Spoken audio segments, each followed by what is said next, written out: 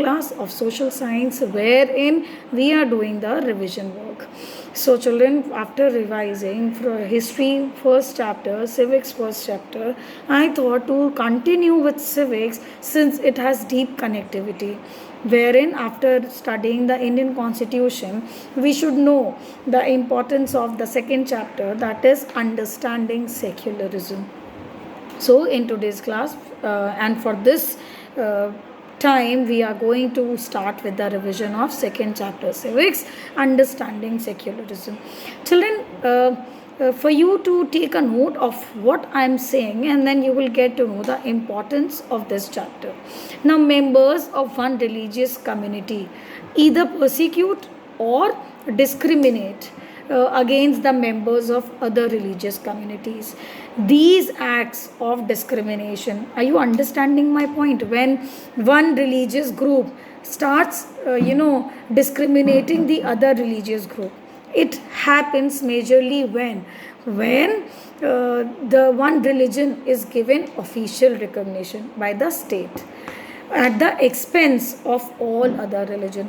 At the expense of all other religion here means that putting all other religions at stake and giving importance to just one religion.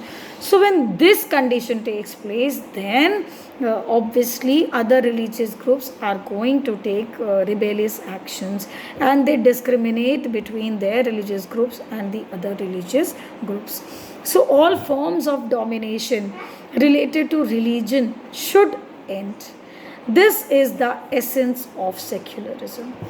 While we have studied Indian Constitution and we are studying secularism, the essence, the gist of this chapter is that all other dominations of religion discrimination should end. That is the motive of Indian Constitution, wherein the key feature was secularism. Right?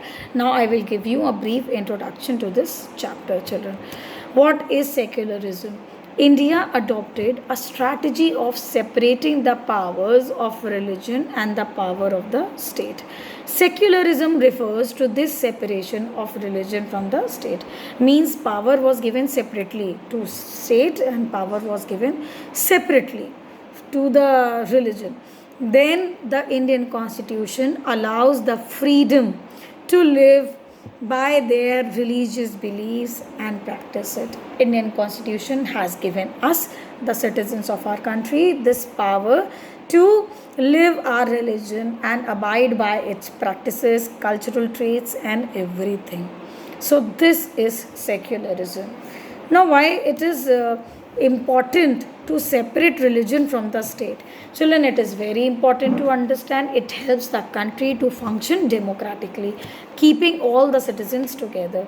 If we are not having secularism, that means we are biased for different religion. So when secularism prevails in a country, that means there is no topmost religion or any priorities given to any religion. Second, the tyranny, that is mislead or power given in one hand. The tyranny of the majority of the violation of fundamental rights can be very harmful to the people. So it protects from any type of religious violence. If secularism would not have been there, then dominated religious groups would have been overshadowed the minor groups. Understanding, and are you understanding this thing? The domination of some religious groups would be overshadowing the minor religious groups. So to avoid this tyranny, secularism is there. And the third important reason, children, that it protects the freedom of individuals. Our freedom is protected by Indian Constitution through its key feature, which is secularism, that we can practice any religion and we are free to convert into any religion. We can embrace any other religion.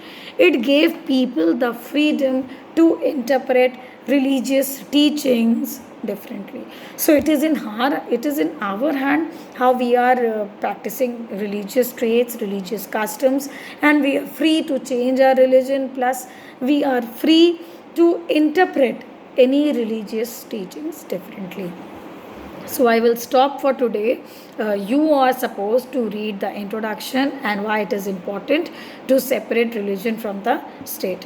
What is Indian secularism, children? And then steps taken by Indian state to protect secularism in India. We'll do it in the next class. So for now, bye bye and take care. And please go through the chapter. If you find anything which is missed in your copies, kindly note it down. Kindly complete your written work because you are going to appear for your first set of online examinations. So thank you so much, children. Bye bye and take care.